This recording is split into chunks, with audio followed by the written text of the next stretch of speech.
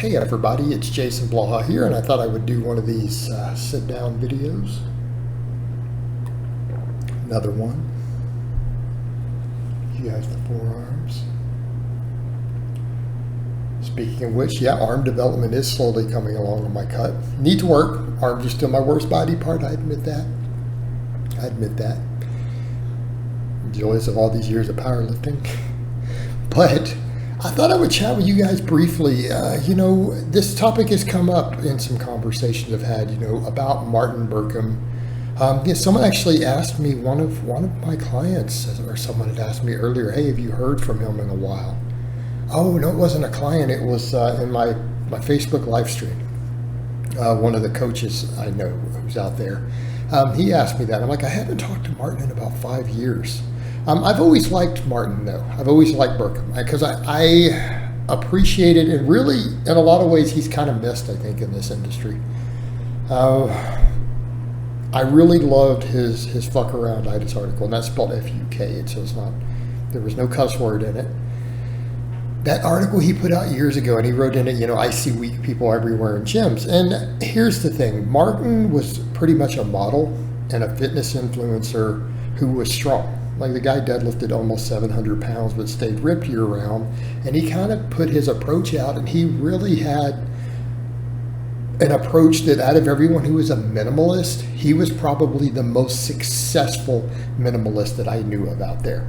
And he was vastly popular when I was coming up here on social media, when I put out my channel and page and everything.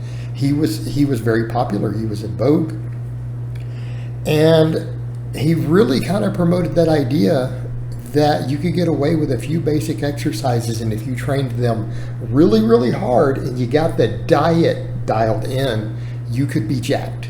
And he's like, look, we should be strong. He's like, I'm a model. And he was benching 160 kilograms, deadlifting 300 kilograms. And that was beltless as a model walking around with shredded abs, okay? He wasn't at a massive body weight. And he kind of discussed his approach with people, and he really only trained 3 days a week for something like an hour or less. But he pushed that idea that it was if you make every set count. But even then, he focused on a few basic exercises, and then he threw in some small stuff for stuff he really needed. I do want to point out there, he always said he did calf raises and he did tricep extensions. But he put most of his training, a heavy focus on getting very strong on reps, on the squat, bench, deadlift, and on chin-ups, weighted chin-ups. And it worked for him. But here's the thing. Martin was big on keeping people really lean year-round. And what I appreciate is a dietary approach. And what he was trying to do was say that, look, your life doesn't have to revolve around this to make it work. He's pulling it off as a fitness model who was busy and had his own social life. And he was like, look, you can still eat some junk. You can train 2 to 3 hours a week, be in and out if you do it right, and still pull off really good gains. Will it be optimal? Maybe not. Probably not with that sort of volume, but it'll be good. And he's like, you will eventually get jacked. And he did, and a lot of his clients did, a lot of his followers did. They did better than the followers of most of the influencers today. But what did he do with the diet? It was to keep people from worrying about food all day as much. He would have them fast. He did an IF, but he did ultra high protein. Now here's the beauty of that. It was just to control appetite and intake. When I mean high protein, he was like, yeah, like 50% of your calories should come from protein. So again, do the math, people. If you're eating 3,000 calories a day, see where we're going? That's over 300 grams of protein. That's over 300. It is getting right at almost 400 grams of protein. Now people say, how do you do that? He's like, well, inside your feed window, you slam tons of protein shakes and chicken breasts or whatever, eat your fruits and vegetables, and then eat whatever else you want to fill the calories. It's like you'll make lean gains. That's why he called this stuff lean gains. And you know what? He's right. The protein overfeeding does do that. Protein overfeeding absolutely works in keeping you leaner. Now, the way he was doing that, would your gains be a little slower? Yes. But they would be all lean. You might not need to do much cutting. I mean, example, I did a fairly lean bulk this year, and people are noticing I'm getting quite a bit leaner. I am getting, again, people are seeing the shirtless stuff every day of, you know, the weight's coming down, I'm getting leaner, and I'm going to stick this out. But I am doing protein overfeeding. I don't follow intermittent fasting like he recommended because I train in the mornings. My off days from training, though, yeah, a lot of times I don't eat till 10 or noon or whatever, and that's okay because I'm just trying I'm trying to control calories.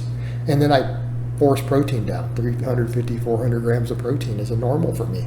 And you know what? That's what I'm doing cutting. But it would absolutely work for people who are already pretty lean and they wanted to slow bulk. You could do the same thing. But in his case, he was like, I throw junk in or whatever if I need to, because I can enjoy it. He's like, then I have a social life. I have my evenings. And it worked for him. And I'm not even saying people necessarily need to do junk, but he came up with an approach that was workable for people who didn't have to obsess about fitness because they just didn't worry about eating breakfast. And then when they did eat, they slammed a bunch of protein, even in the form of shakes, and then went and ate normal meals and stuff in the evenings at their social life, dates, family, whatever. And it absolutely worked. Had people focusing on making your sets count, not just coming in and doing junk volume, but since you weren't going to be in there very long, it was make every single set count. And then you could fill in the gaps. Did it work? Yeah, it worked. He was successful with it. And I feel like we need a little more of that again, of understanding the importance of progressive overload. Like even if you want to get big, we need to get strong on the reps. Even if you're doing sets of 10, you need to be getting stronger on them. You need to put a focus on big exercises. Then I believe that then we need smaller exercises to fill in the gaps. You probably need to train the show muscles and things. You need to do some arm work. I have to. But I definitely look at that, and as I've messed with really lean bulking earlier this year, doing the lower fat, and then I'm now messing more with protein overfeeding a bit, I think he was right on a lot of that. I think that sort of approach can work for people in the real world. I think it absolutely can. Because the approach that I also liked of the really high carb, low fat bulking that I did the lean bulk, I like that, and I know it works, but I don't know if that's workable for everyone. I think eating a normal stuff inside of like what he would do, figure out what time window you need to hit the calories you're going to need to hit and just limit it to that and just slam tons of protein overfeed, even if you have to do shakes to get 100 grams of it or 200 grams of it. It works. It's absolutely workable. And then outside of that, he was not into a lot of supplements. I think he realized, like I did, a lot of them are scams. They're not that good. They're a ripoff. And I'm not even saying I agree with everything the guy said, but my point is his approach worked. He was popular for a reason. And here's the thing. He was jacked, he was lean as hell, and he was strong. A guy deadlifted 300 kilograms without a belt on camera. He could rep out heavy weighted chins on camera. His system worked. And I think that in a way, since I don't really see anyone talk about him anymore, I think it's kind of sad that he's been kind of forgotten, and that's all these other clowns have gotten popular.